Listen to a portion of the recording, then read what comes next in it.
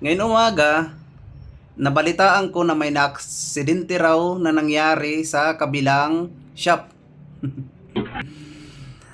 At may bata daw nasaktan.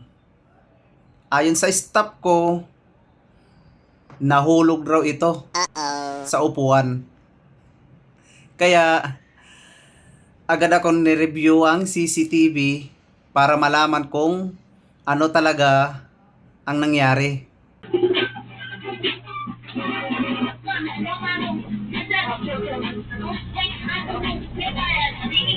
Dito kasi sumayaw pa siya eh. Kaya nalaglag. Aray ko!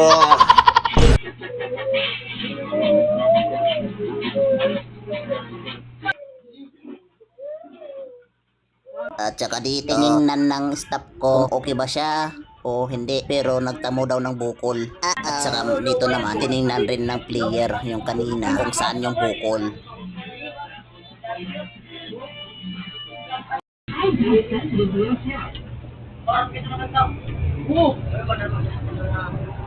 At saka dito, binigyan na lang siya ng 1 hour para hindi na umiyak. Kaya ayun, nagtamo ng bukol ng 3 dito. Pero binigyan na lang siya ng oras para hindi na hindi na mag-iyak-iyak. Yun lang guys. Ay naka.